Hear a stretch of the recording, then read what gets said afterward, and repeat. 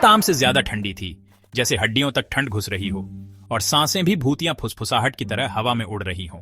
Dinar में मेरी shift late हो गई और अब मुझे आखिरी ट्रेन से घर जाना पड़ रहा है। सैम ने अपने बैग के स्ट्रैप्स एडजस्ट किए और अपने हाथों को रगड़कर गर्म किया जैसे ही वो धुंधले रोशनी वाले ट्रेन स्टेशन के पास पहुंचा। प्लेटफॉर्म भूतिया सन्नाटे से भरा था। बस कुछ बिखरे हुए यात्री थे जो उतने ही थके हुए लग रहे थे जितना वो खुद।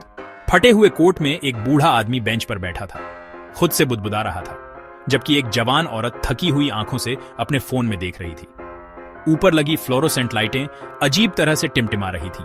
टूटी हुई फुटपाथ पर टेढ़ी मेढ़ी परछाइयां बना रही थीं। आ रही ट्रेन की दूर की गड़गड़ाहट से जमीन में कंपन होने लगा और जल्द ही चमकती हुई हेडलाइट्स अंधेरे को चीरती हुई दिखाई दी। ट्रेन चीखते हुए रुकी, दरवाजे किसी जानवर की सांसों की तरह हिस करते हुए खुले। उसने खिड़की के पास एक सीट चुनी, शहर के नजारे को रोशनी की लकीरों में धुंधला होते हुए देखा। जैसे ही ट्रेन ने अपनी यात्रा शुरू की, पटरियों पर पहियों की लयबद्ध खड़खड़ाहट ने सन्नाटे को भर दिया। धातु और गति की एक लोरी। पर कुछ तो गड़बड़ है।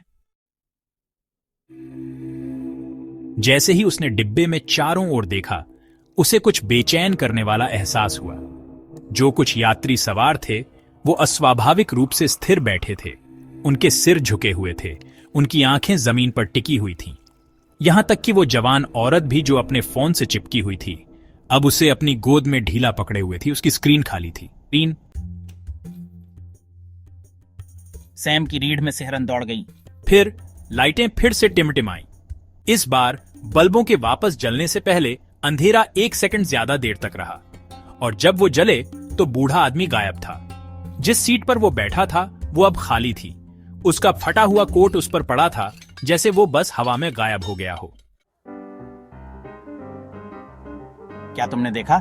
सैम की नब्ज तेज हो गई। वो औरत की तरफ मुड़ा। क्या तुमने देखा? उसने पूछा। उसकी आवाज फुसफुसाहट से थोड़ी ही ऊंची थी। उसने कोई जवाब नहीं दिया। उसका सिर आगे की ओर झुका रहा। उसके बालों की लटें उसके चेहरे को ढक रही थीं। ट्रेन थोड़ी हिली और लाइटें एक बार फिर मंद पड़ गईं। हवा भारी, घुटन भरी हो गई। फिर ऊपर लगा इंटरकॉम एक अस्पष्ट घोषणा के साथ कड़कड़ाने लगा। गार्बल्ड वॉइस, वीओ, अगला स्टेशन टर्मिनस स्टेशन, आखिरी स्टॉप, सभी को उतरना होगा। सैम ने भौहें चढ़ाईं। Terminus station? यह उसका स्टॉप नहीं था। असल में उसे याद नहीं आ रहा था कि उसने इसे मैप पर कहीं देखा हो। वो खड़ा हो गया, पास के पोल को पकड़कर संतुलन बनाया। जैसे ही ट्रेन कांपने लगी, कुछ गड़बड़ थी। खिड़कियां धुंध से ढंक गई थीं, बाहर का नजारा छिपा रही थी। वो अब शहर नहीं देख पा रहा था, बस अंधेरे का एक अंतहीन फैलाव। फिर एक आवाज, धीमी कर्कश सांसें। सैम तेजी से मुड़ा। औरत जो गतिहीन थी अब उसे देख रही थी। पर उसका चेहरा, उसकी आंखें खोखली, काले गड्ढे थीं। उसका मुंह असंभव रूप से चौड़ा था, अंधेरे का एक विशाल गड्ढा। उसकी त्वचा बहुत पीली थी, लगभग पारदर्शी, जैसे वो किसी ऐसे व्यक्ति का प्रतिबिंब हो जो कभी था। उसके पीछे एक परछाई मंडरा रही थी। एक आकृति असंभव रूप से लंबी, फटे हुए काले कपड़ों में लिपटी हुई। उसका रूप धुएं की तरह बदल रहा था। उसका चेहरा, या जो चेहरा होना चाहिए था, एक खाली शून्य था। वो उसके लिए पहुंचा। लंबी उंगलियां उसके कंधों के चारों ओर मुड़ी।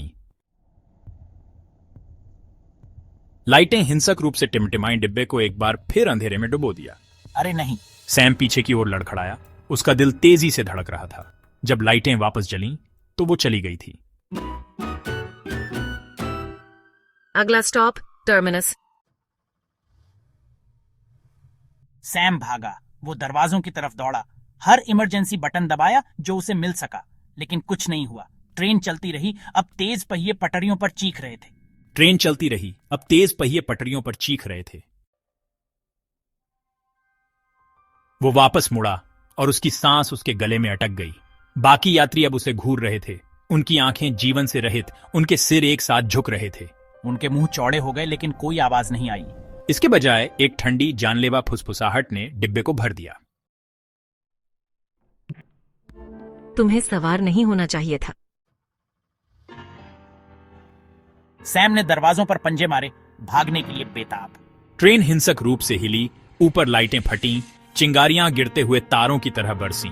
एक ओग्लुशिटेलनीय चीख हवा में फटी जैसे ही ट्रेन झटके से रुकी। दरवाजे खुले। उनके पार एक अंतहीन काला सुरंग के अलावा कुछ नहीं। कोई प्लेटफॉर्म नहीं, कोई शहर नहीं, कोई लोग नहीं, बस एक विशाल रसातल उसे निगलने का इंतजार कर रहा था। लाइन का अंत। और फिर अंधेरा। अगली सुबह ट्रेन आखिरी स्टेशन पर मिली, खाली।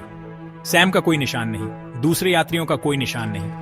बस एक फटा हुआ कोट एक खाली सीट पर पड़ा रह गया।